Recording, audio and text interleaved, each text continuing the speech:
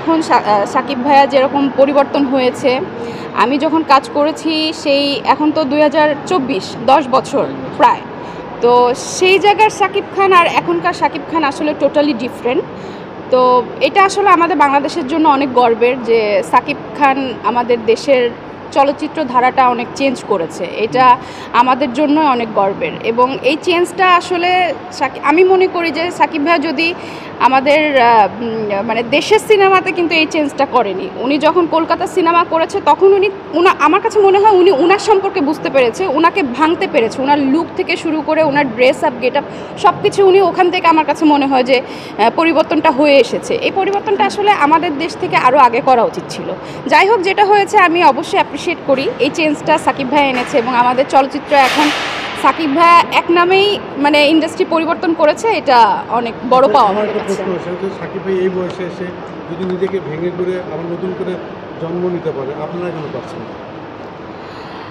Actually আমরা তো সব জায়গায় দেখি হিরোদের স্ট্যাবলিশড, এবং হিরোরা সবসময় স্টে অনেক বেশি করে, অনেক বছর ধরে থাকে। এরকম হিরোইনরা এত বছর ধরে থাকে কি না আমার এখনও পর্যন্ত দেখা নাই। তো এখনও পর্যন্ত তো করছি, এখনও পর্যন্ত করে যাচ্ছি। প্রায় আমার কিন্তু এক যুগেরও বেশি হয়েছে, রানিং 13 বছর।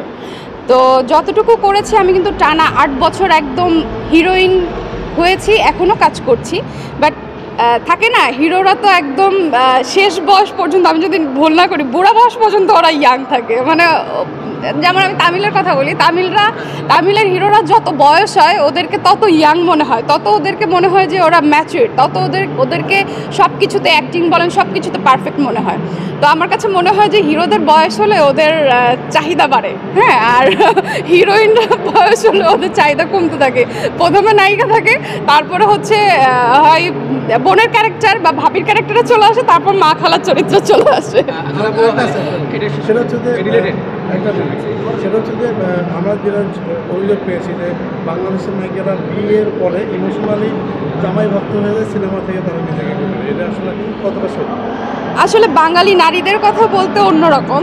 আমরা তো আসলে বাঙালি নারী, আমরা অনেক সংসার প্রিয় মানুষ, মানে মেয়েরা একটু সংসার প্রিয়। আমি বিশেষ করে বলবো বাঙালি মেয়েরা বিশেষ করে।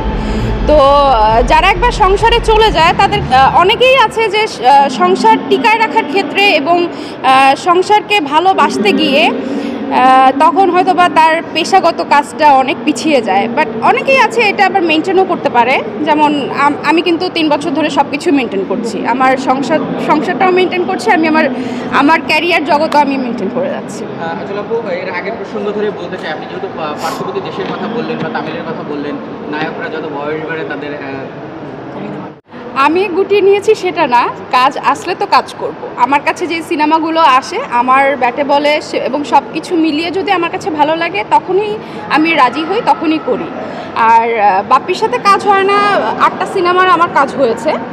তো একটা না, আমাদের একসাথে জুটির অনেকগুলো কাজ হয়েছে। তো অনেকগুলো কাজ হয়েছে। এখন ও হয়তো বা পাচ্ছে না, আমিও পাচ্ছি না, তার সাথে একসাথে কাজ হচ্ছে না।